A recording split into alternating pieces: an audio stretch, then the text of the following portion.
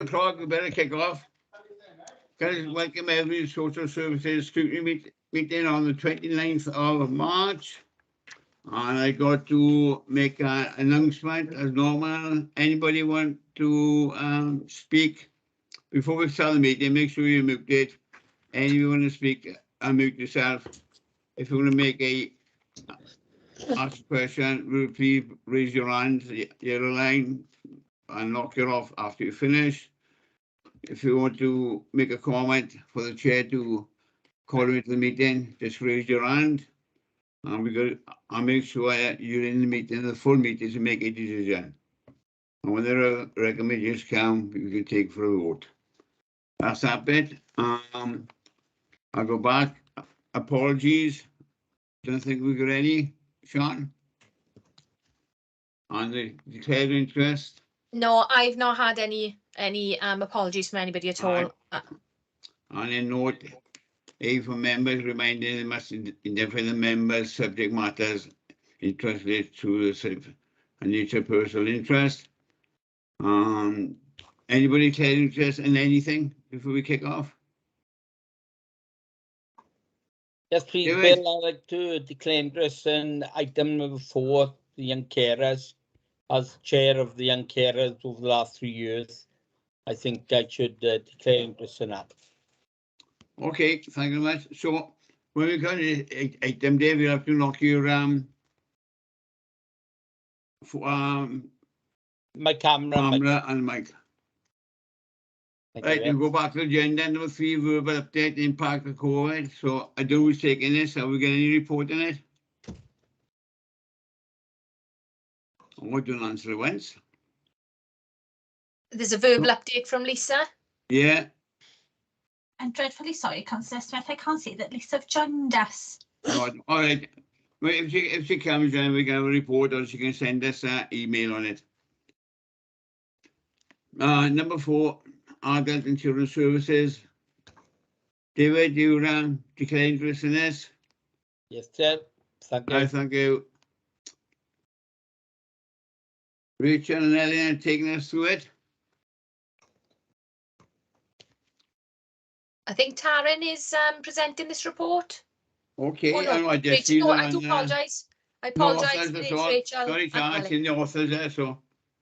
No, Councillor Smith, you were correct. I believe that Rachel's going to take us through the adult services section, and then Helen is going to take us through the children's services section for young carers. Okay. Shall I start off? Yes, please. Lovely. So just 2 seconds. Sorry, I'm just going to get it up so I can just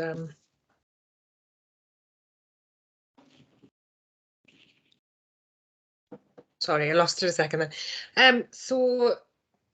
Very much like last time, we're all working together as a regional footprint of part of ComTAF.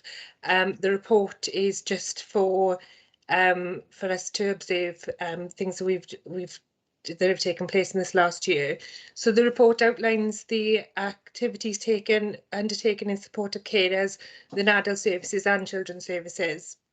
And paid carers, as we all know, play an essential role in supporting people in the community. The support that they provide varies, and a number of people provide support to them in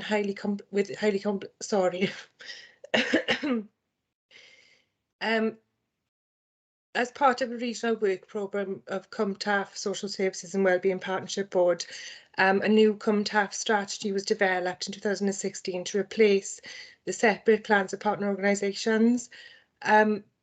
Working in partnership with Merthyr, Rhondda Cynon Taf and Bridgend, the carers steering group have met a number of times, but unfortunately due to COVID, we haven't had a new updated strategy as yet, but the work is currently underway to go forward with that. We've got a set of principles that we're going by for our ComTAF partnership, which will be to promote and support effective communication across the partnership. We'll make sure that users of the services, particularly carers, are able to influence the work of the partnership. We will focus on what matters to people and communities in Cwmtaf. We'll promote and develop solutions towards preventing problems occurring. We will promote and support collaboration of integration. We'll make sure that we strike a balance between short-term needs and longer-term goals. We will listen and understand and respect individual organisational views and views of other parties. So where we were last year, the key areas of work we undertook were working with partners to deliver the annual action plan, continued work across Cwmtaf Morgannwg partnership group to oversee the strategy that I just mentioned as part of the strategy for carers. We've worked alongside our third sector partnerships with the primary care cluster of GPSOs. We've also worked with VAMPT. We've continued to deliver the Merthyr and Valley's Mind Carer Star project. We continue to deliver Alzheimer's Society Dementia Connects. And funding was secured by Citizen Advice Bureau to create a Cab for Carers project and a Carers Information Hub. Funding has also been secured by Cancer Aid in Merthyr to create a project caring for cancer carers. Hel, do you want to go on with young carers on at that point, or do you want to do all yours? Right, remember, don't split it up now. Have Rachel ask questions to Rachel on and Erin come in separately because they are like two different reports tonight. Yeah, do you want me to carry on with what we're aiming for in the future? Yes, please. Yeah, 2 seconds.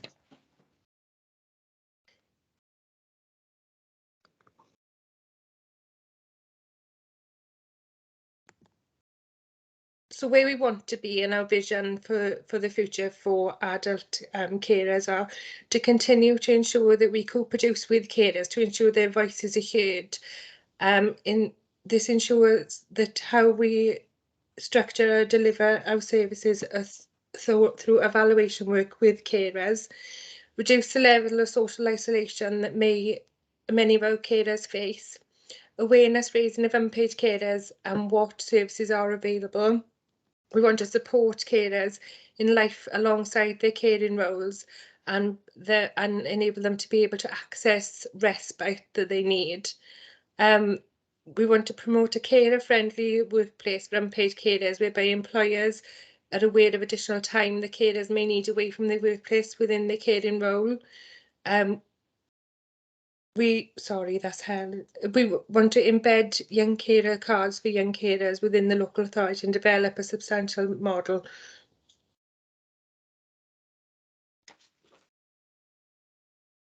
Okay. Thank you. Right. Do you ask Rachel questions or members before we ask Ellen?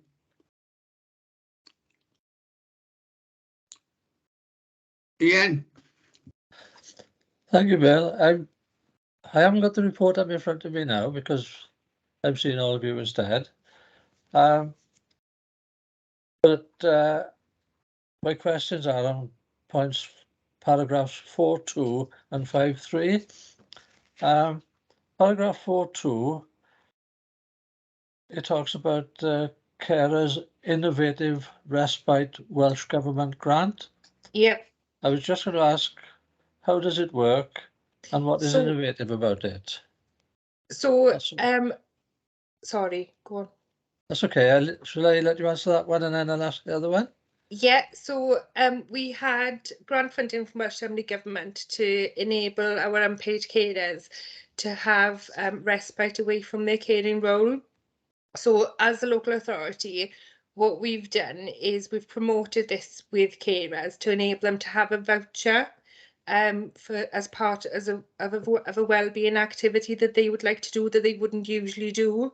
So what we were finding is that if a loved one had respite with sort of day services, or whether that be a private respite, we were finding our carers would just go home and just get on with mundane everyday things in the house, such as cleaning, cooking, catching up with the ironing.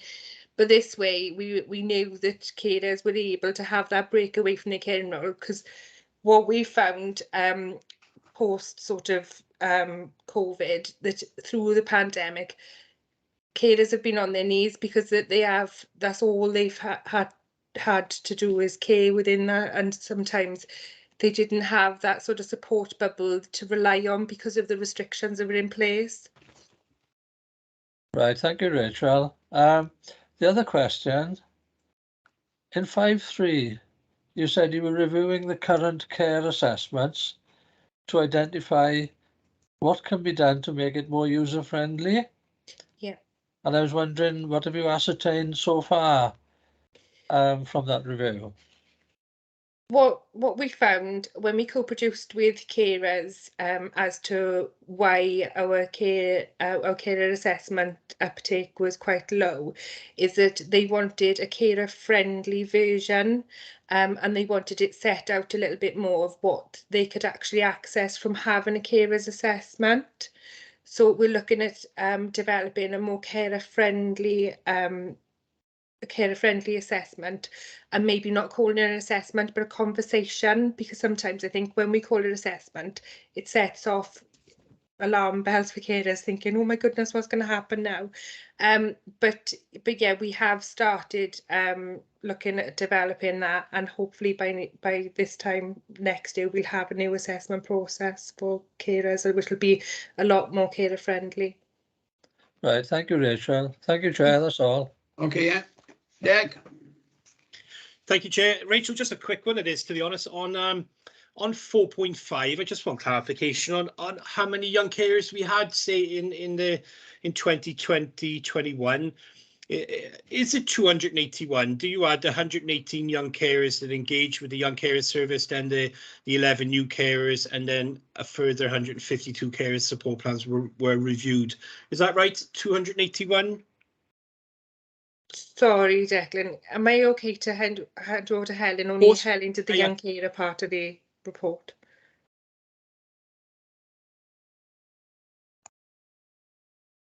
Hi, could you repeat the question, please, Councillor?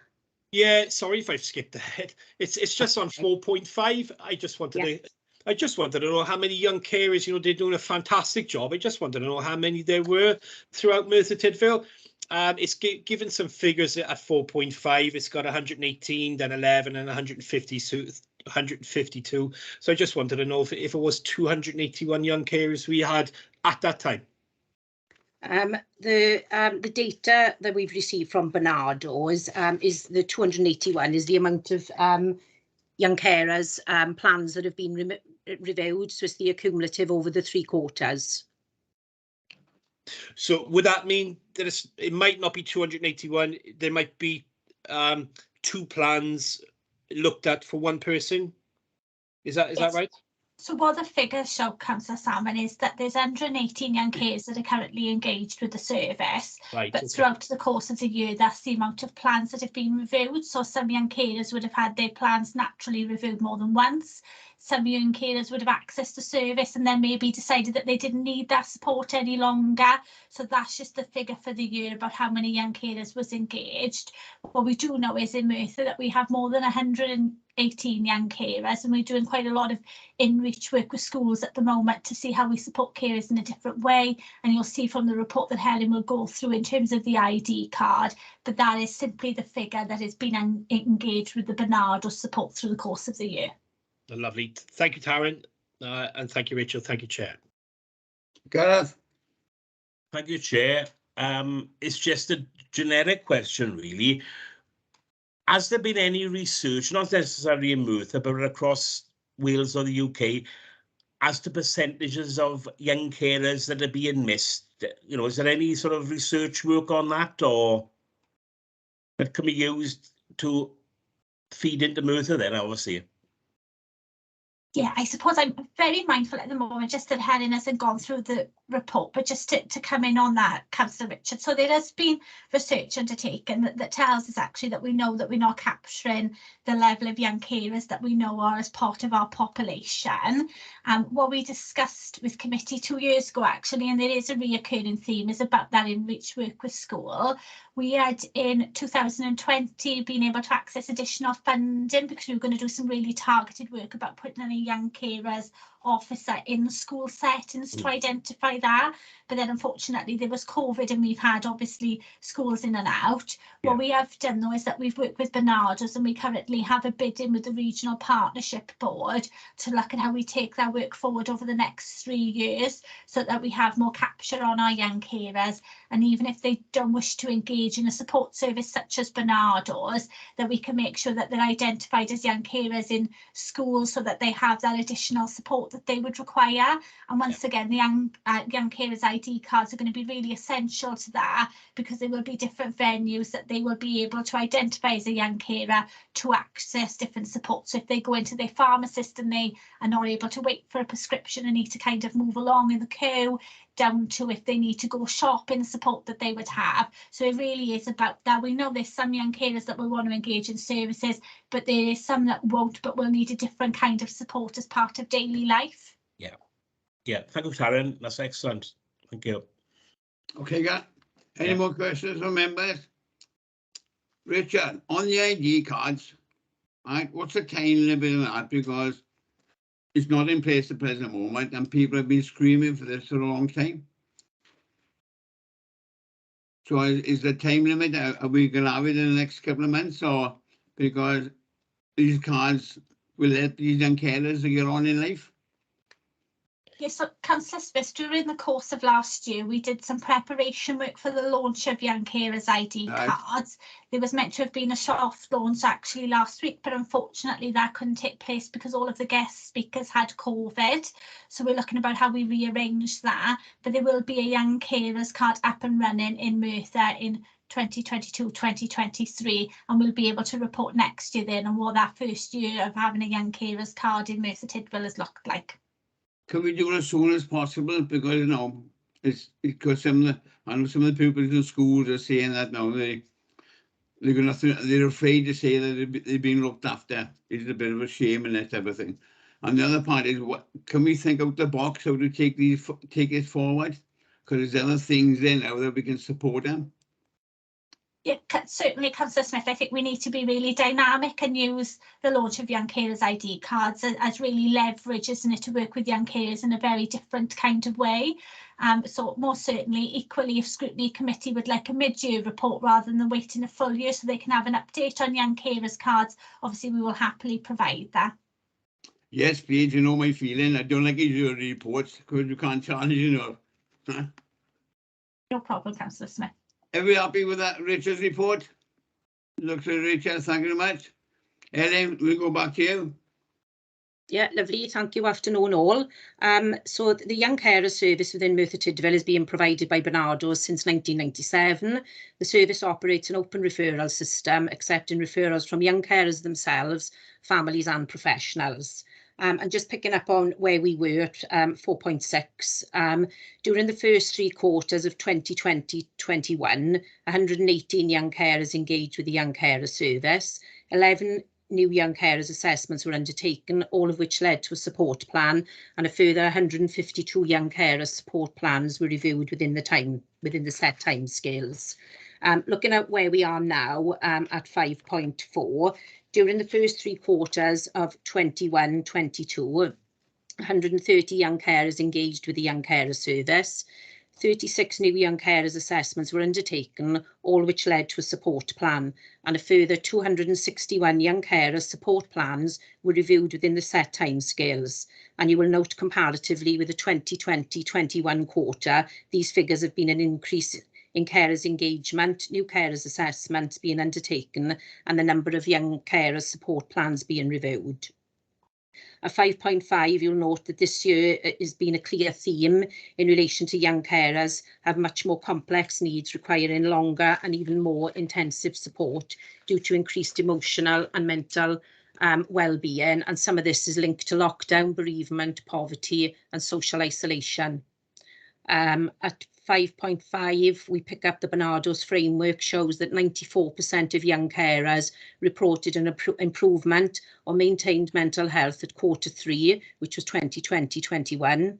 This was at 61%, showing a 33% increase in the reported well-being of our young carers. Now at 21-22, 97% of young carers reported improvement or maintained social networks, and 100% reported improvement or maintained development through new experiences and interests. And I think given that it's reflective of a pandemic, the experiences and restrictions which have impacted areas into the groups and activities, that these results are exceptionally positive. As you will see at 5.6, young carers and their families have been able to provide some positive feedback, and it's fair to say that Barnardo's prides itself having a strong ethos for supporting participation, co-production, collaboration and service user involvement. There are 2 quotes there, excuse me, from young people and also a quote from a parent. At 5.7, young carers continued their commitment throughout 21-22 and participated in various awareness-raising activities which helped to promote them on a local, regional and national platform. The service continued to work with various partners to ensure young carers are safe, supported, stimulated and inspired to participate in a variety of opportunities which are all listed underneath 5.7. At 5.9, Merthyr young carers have been very keen to engage in various virtual and face-to-face events, and these have included rap, rhyme, poetry, music and poetry, choir sessions, families arts and craft sessions, community ambassadors meeting, after-school sessions and Kidmas video and filmmaking. We just touched upon earlier, our young carers have participated in the development of young carers ID cards, and this is an initiative from Welsh Government. And as Taryn touched upon, the launch, the soft launch had to be postponed due to some of the speakers and rising cases in COVID, which was unfortunate because they were also going to showcase their new book Rap and Rhyme as well. Young Carer Service has continued to work closely with the Early Help Hub and education to ensure the range of support available to young carers is utilised. At 5.14, Merthyr Tydfil Young Carer Service want to ensure young carers are provided with the right support at the right time to maximise the likelihood of young carers meeting their potential. And not to repeat what Rachel has said, just picking up on where we want to be, the last point on 6.1 is to embed the young carers cards within their local authority and to be able to develop a sustainable model. Thank you. Okay, Ellen, thank you very much. Any questions from members? No. Ellen, I read the report. It's a good report. There's a lot of things in it that's happening that people, the normal public don't know. How do we get this out to tell the public what we're doing for the young carers? Because it is a need, and people need support for other people to support these people, these youngsters. We've got a programme of work, Councillor Smith, over the next year that young carers and the Early Help Hub are now starting to attend parents' evenings in schools to be able to advocate the service provisions that are available. But I think it comes back to the educating professionals in the community about what a young carer is in order that we can identify young carers so that we can signpost them to support in the most helpful way. And because what I will say is that to be a young carer really does cover a spectrum of need, and I think people think of it in a very traditional sense. So it's about that public awareness raising and professional awareness raising so that we can signpost the young people who need it most into the services that they deserve. Yeah, I support that for our but we need to do it. Now, we don't need to drag our feet. We want to get on with it, to me. That's the main thing. And that's what they want, you know. We've been talking about it for a long time, and it's still a long time to go, but people want to get on with it. They want to get on with their lives to improve it. And times have changed.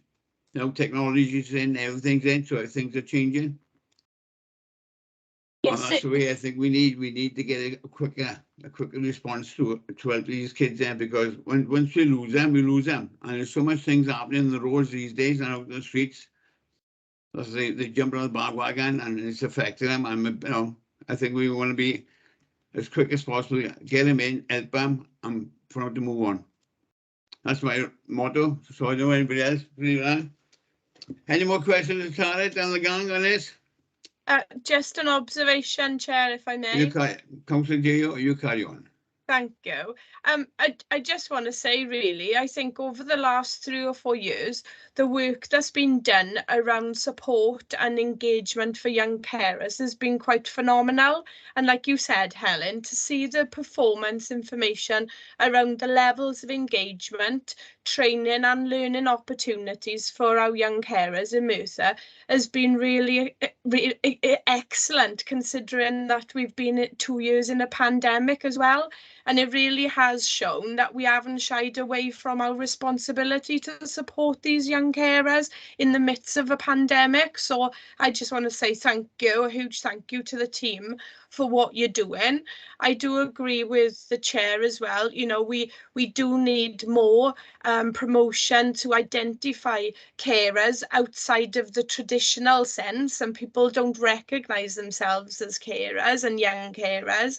And so, you know, when I see in terms of what you will be doing in 7.2, I'd welcome, you know, the facilitation of carer wellbeing days across the county borough, and, you know, raising the awareness of unpaid carers and the training and learning opportunities for carers to upskill themselves as well, you know. So, yeah, just the recognition, really, that I think from when I started as a councillor to now, I think we've made huge strides to support the carers in Merthyr Tydfil. So on reflection, a big thank you from me, and I'm sure the rest of the committee as well. Yeah, Councillor J.O., thank you very much. Appreciate the comments, and I support it for Ali because it has been a massive change all round. Ladies, thank you very much for the report. Excellent. Thank you very much. So we go back to the agenda and we go back to number 5.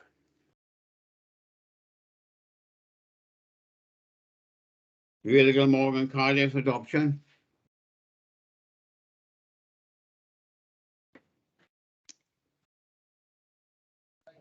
Angela, how are you? Hello, okay, thanks. How are you? I seen you there. I couldn't butt in because we're on a different issue. I know. Yeah, oh, okay. Thank you for having me again to report to Scrutiny. You should have 2 reports in your papers. The one report actually is over a year old now. Well, it'd be a year old now because obviously it takes us up to the position in the collaborative up to 31st of March last year. And then there's a second report that went to our joint committee in December, but that covers the first 6 months of this reporting year. So I think the reports are fairly self-explanatory, and they follow the sort of agreed national framework for reporting of service. We are required, I think I've said so previously, to report to a number of different forums, and we are required to report under regulation. And a new requirement now is that we have to provide 6 monthly reports on our service. So there will be another report compiled now at the end of this financial year. This is actually the 6th annual report of the work of the collaborative. And obviously the context for the main report was it was the pandemic. So we're you know, obviously 2 years ago, obviously we went into lockdown with all other services. I think the report sort of strove to sort of highlight how the service had to very quickly adapt to the challenges of the pandemic, you know, like all services really. And it obviously addresses how we did that very quickly, but also gives so the key performance in information in respect of our key areas of delivery. So that performance data is contained in the appendices to the report, and that information is by local authority. In terms of our sort of office working, the office closed 2 years ago, and our main office remains closed, although we have got some key staff that go in to deliver our business support functions, and staff can use the office on a sort of time limited basis. That hasn't changed at the moment, although obviously the COVID restrictions being lifted will impact upon that. So in terms of obviously we as a service had to move very quickly to virtual working, because there was a concern at that time there was going to be delay for children and delay in terms of being able to approve adopters. So we had to very quickly embrace a risk assessed approach to our work. There was a risk assessment developed at a national level for the placement of children, and we developed on a local level sort of a hybrid approach to adopter assessment, because I think we realised quite quickly that we wouldn't be able to approve adopters without having some face-to-face contact with them.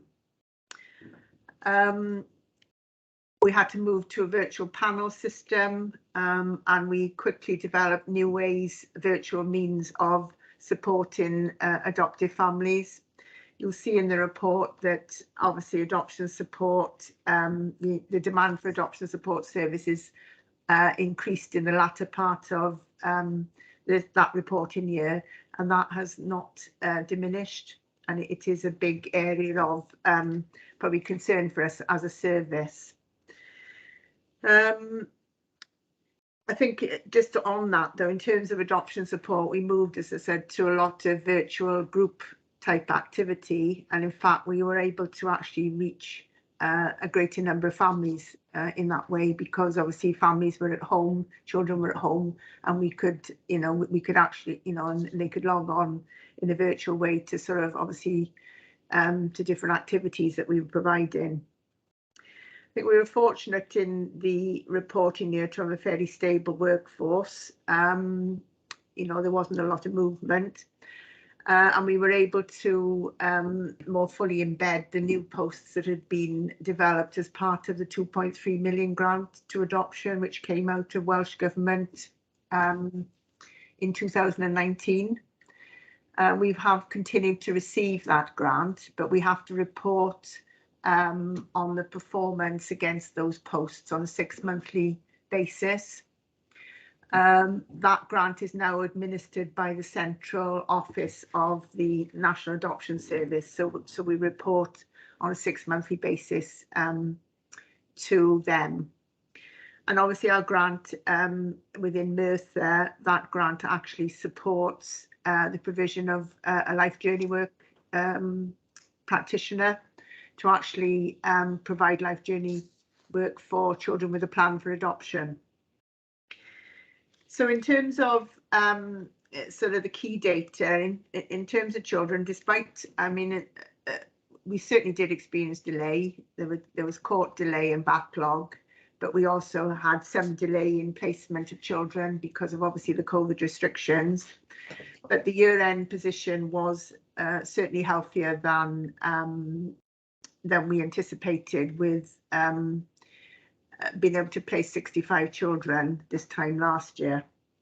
And we saw a reduction in children waiting for placement.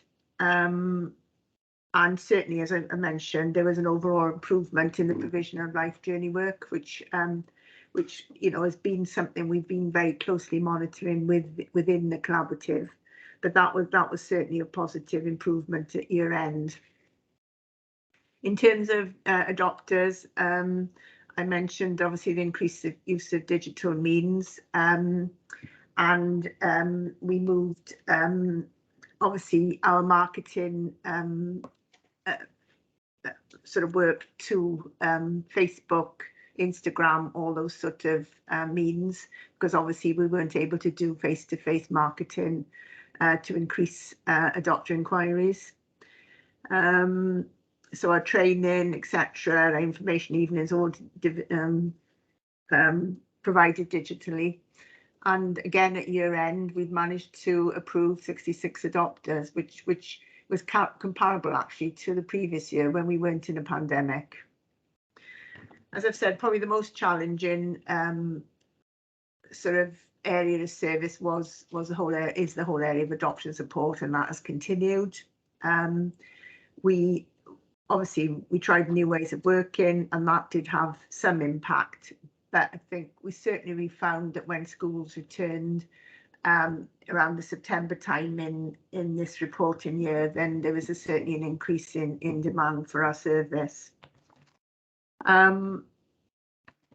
Nationally, obviously, we continued to report on our performance to the National Adoption Service. And during this year, we also saw the implementation of a series of good practice guides, which aim to provide a national standard of practice in our key areas. So that was a positive development, but alongside that, certainly has raised issues in terms of resourcing for the collaborative and being able to meet the requirements of those new practice initiatives. So that is a sort of summary of the report up to the 31st of March. So in terms of the mid-year report, obviously this was, we envisaged this was going to be our recovery year. And it has been, although you will obviously know that the restrictions with COVID did continue for longer than, than we perhaps anticipated at the beginning of this period. So we've very much continued the risk assessed approach to our work. And, we've managed to continue to place children and to recruit adopters, which, is a positive. We haven't seen, some of the regions have seen a sort of numbers of children being referred for adoption diminish. We haven't actually seen that within our region. And at this point, the mid-year report, we'd actually placed 43 children. And we're now on target at year end to have placed 84 children, which is quite a significant shift on previous year. Obviously, the ongoing continuing pressures around adoption support, in particular implementation of the good practice guides, that's been subject of quite a lot of discussion at our management board, and we have tried to look at the capacity issues within the service and the resources that are needed. So we have agreement to have some additional support staff within our adoption support team, which hopefully will come on board from April of this coming year, and that hopefully will enable us to provide a sort of wider range of support services.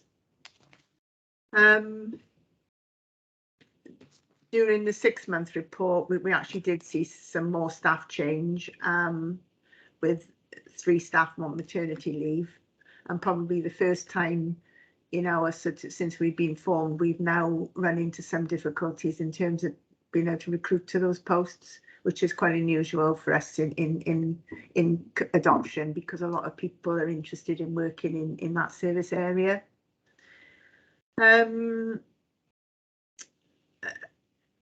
We have seen a reduction again in children waiting, continued improvement in life journey work.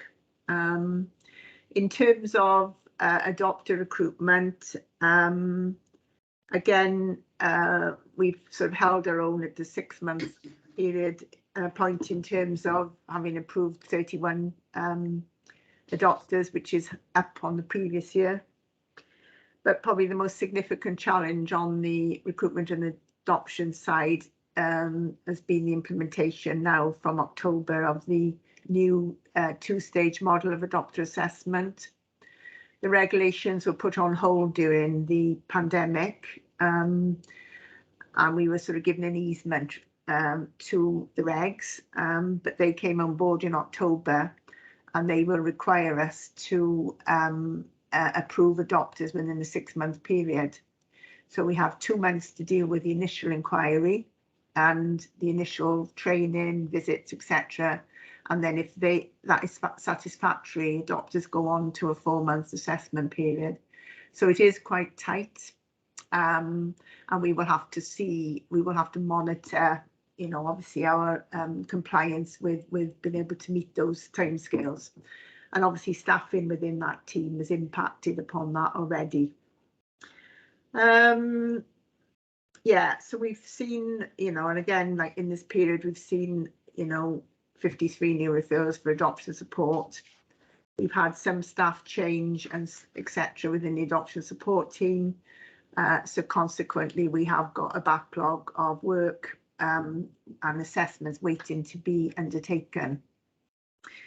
Yeah, so we've so I suppose sort of, you know, and I think what we're finding on, you know, looking sort of ahead of what the issues are. So we've got adoption support. We're certainly finding that children that whilst we're successful in placing quite a large number, those that are waiting and remain stuck are those with a much more complex need, and it's more difficult to actually place those children. We have had more success during the pandemic years, I suppose, the last 2 years, in placing a lot more children in the region. And that is partly to do with certainly the difficulty of adopters moving into the region, coming to stay in the region due to COVID restrictions, etc. But also trying to sort of get our existing stock of adopters, get them to look at perhaps a wider age range or a different type of child. And we've had quite a bit of success in that, which is positive. Yeah, so I've obviously mentioned monitoring the timescales against the new regs and the ongoing sort of capacity issues to meet the whole developing adoption support agenda. It's very much been on the list, well, the agenda for the National Adoption Service, and it has, you know, there's been a significant improvement in the support services for adopters. So that's not without its sort of challenges, and it certainly does require additional resource. So that's a bit of a snapshot, really. I sort of whiz through the reports. Andrea, thank you much, appreciate it. Thank you. Before you open for questions, the first thing to say, I welcome the 6-month report. Good, yes. Well, yeah. You know, I'm the one who's always arguing that we should have a 6 months. I know. For us to challenge you, so I'm hoping other agencies before us. We certainly build that in, because obviously I appreciate, you know, it takes us some months to get round the 4, you know, scrutinies and being, you know, fitted into the agenda. But yeah, the 6 monthly reports I think are going to be helpful. Yeah, I welcome that over the moon. Thank you. David, a question? Yeah, first of all, thank you for the report. I find them graphs quite easy to follow. Excellent. And I would like to remark on disruptions and breakdowns. Fantastic, see there have been none, which, you know, which is, you know, I know working in the children's services that is an excellent figure to have when you haven't had any breakdown. I know that's always a positive. Yeah, so that's excellent. I just like to commend you on that. That's all. Thank you. Thank you. Thank you, Dave. Any questions, other members? I just think it's an excellent report, because the last few years we've all been living in a bit of an L shell. I mean, it's COVID, everything. Not only your department, every department going. Definitely, yes. I know people. I gotta tell you how people manage it, how they arrange it, how we look after it. It's unbelievable. But I know. to myself, it's a marvelous report. You've done well. Thank you. So I'll say I don't have any questions of the members. I do thank you very much. Thank you very much. I appreciate it. Thank you. Bye bye. Bye. Sean, are you there? Are you gone? I'm here. She's in the runner. Are Right, number you- 6, living well and self-evaluation. That have been pulled, folks. Right, I said they're not happy with the report, so that's done.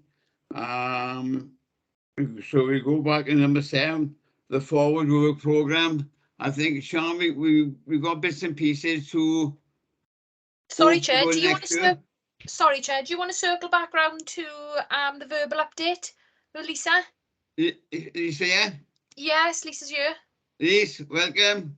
So, Sorry, bus I was was 5 the minutes bus was late for again, was the it? meeting. Say the bus was late. Ah, yeah. No, I Come was on on in. the meeting, so I couldn't join before.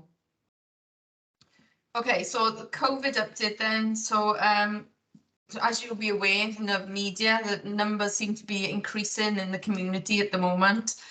So it has hit our service last week. We've been pretty lucky up until now, but last week we had to close our dementia day services for 2 days because staff in health and social care tested positive for COVID. So we didn't have enough staff to manage the service. So there was one lady who we needed to offer respite for and offer support, and we did offer support to others if they couldn't attend.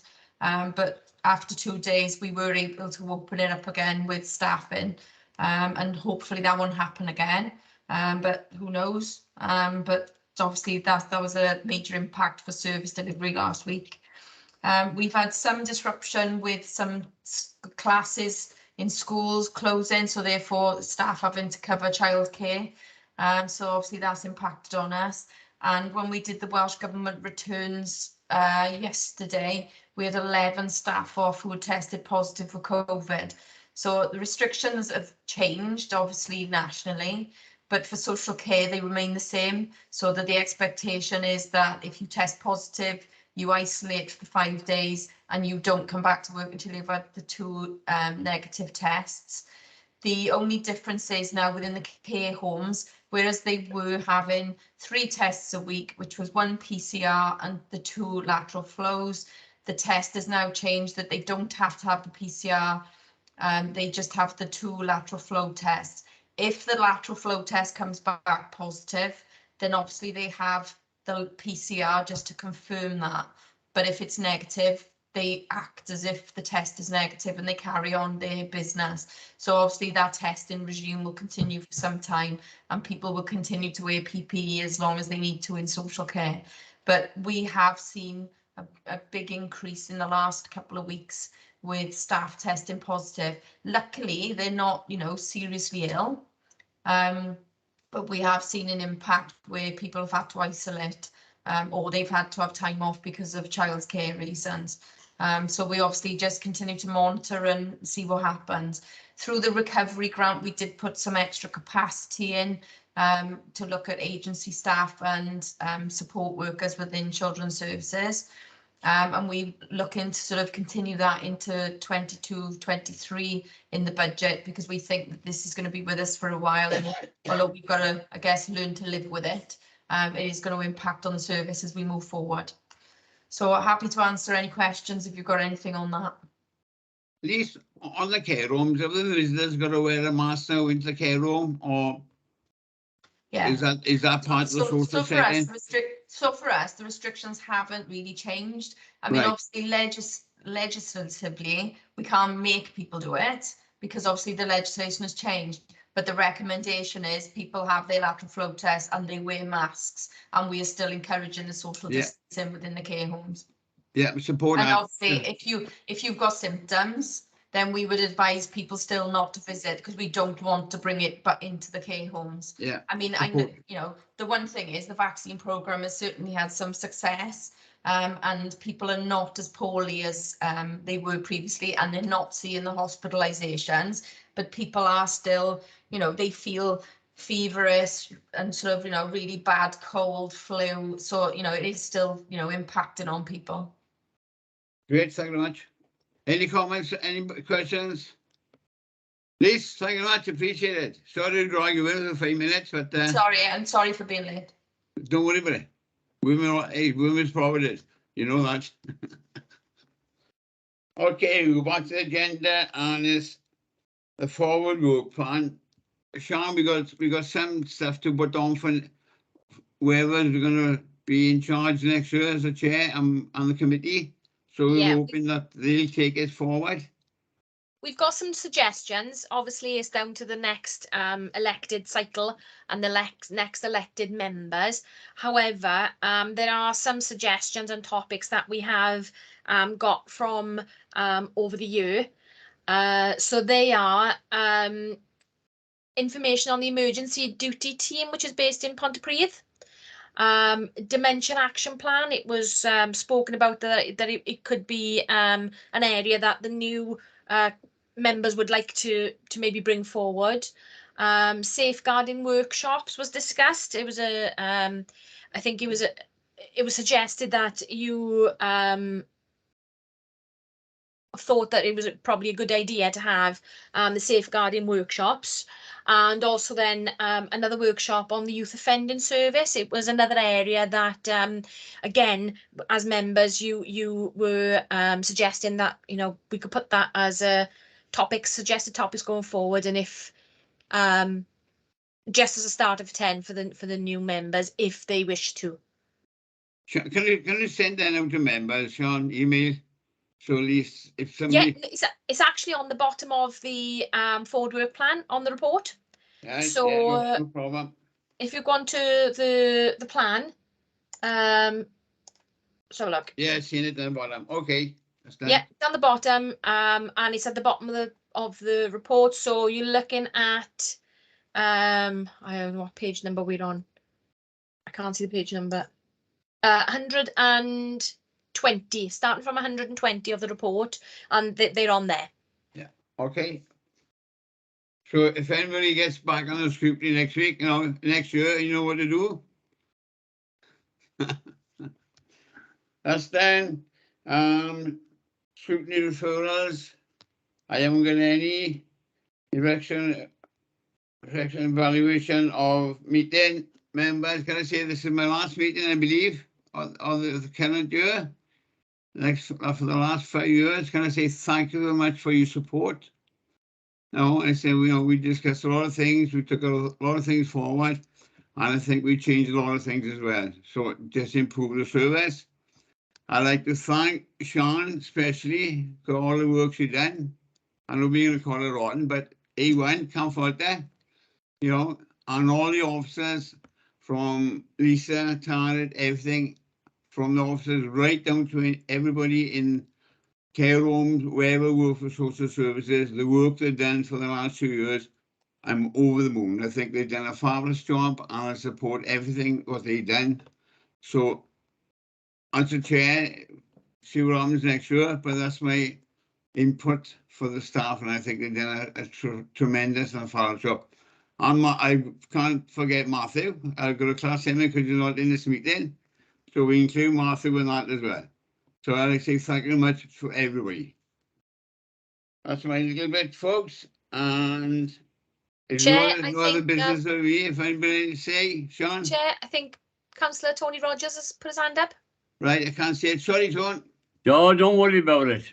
Just to say that I've been sat on the scrutiny for a number of years, and now last 12 months, 15 months as the cabinet member for social services. I'd like to thank you, Bill, and your attitude has been absolutely superb. You've been fair to everyone, concise. You've always said what the case in front of you, but I think you've done a cracking job, Bill. I'm very proud to work with you, and I'm sure that whatever happens in the future, well, that remains to be seen. But take a bow. You've done very well. I've been very impressed with you, and I thank you for your company in the scrutiny, and also now as a cabinet member till May. But you've done an excellent job, Bill, and you'll be proud of what you've done. And I've seen you go up in degrees, better and better and better. So, Bill, take a bow. Thank you very much, and it's been lovely to work with you. Thank you, Bill. Thank you, Tone. Thank you for your comments. Appreciate it. Okay, so you know the business with me. Can I say thank you very much? All the best for the coming year. Cheers, boy. Bye. Thank you, Bill, Thank very you. much. Bye. Good luck. Thanks, Councillor Smith.